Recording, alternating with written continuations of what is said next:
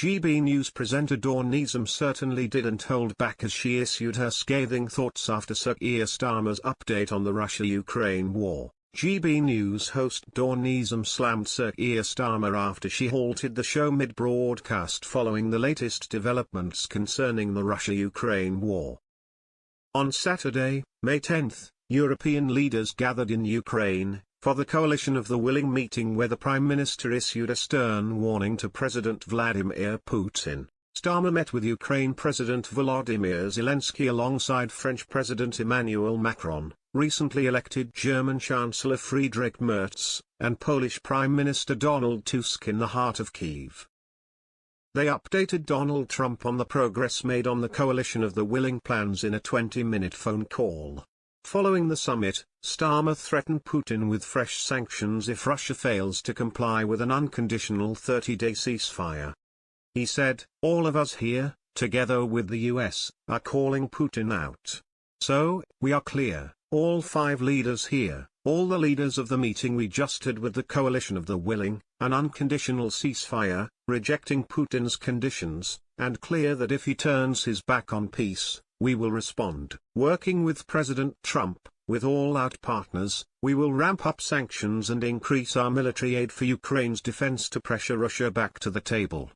After the speech concluded, presenter Dawn wasted no time in taking a swipe at the Prime Minister for his actions to help bring the grueling war to an end. She said, "So that is Sir Keir Starmer there in Kyiv urging a 30-day ceasefire to Russia with Emmanuel Macron, Friedrich Merz, Donald Tusk. It is the first time they have all been together in the Ukraine urging for a ceasefire. The trouble is, Benedict Spence, is Russia going to take any notice?" Political commentator Benedict almost then shared his bleak opinion and warned viewers that this meeting could have little effect on the war. He told Dawn, "Certainly not. Europe has had several years to prepare for the situation where the United States begins to pull back from its support for Ukraine, but it hasn't properly prepared. I don't think the Europeans are particularly equal players in all of this. If they, Russia, listen to anybody, it might be China, it might be the US, although, clearly, they're not really listening to what the US has to say about this. And the simple fact of the matter is, they're currently winning, albeit very, very slowly at this conflict. And it's not because of any brilliant technological advances or generalship or anything like that, it's simply a question of numbers." The political commentator went on to add what he believes is likely to occur after the conclusion of the peacekeeping talks in Ukraine, and warned that things could get worse. Benedict explained, "As things currently stand, they will continue to salami slice pieces of territory away from the Ukrainians up until a point where it's like 1918. You get to the moment where the lines are about to collapse, that's what they're hoping for, and the Ukrainians are forced to capitulate.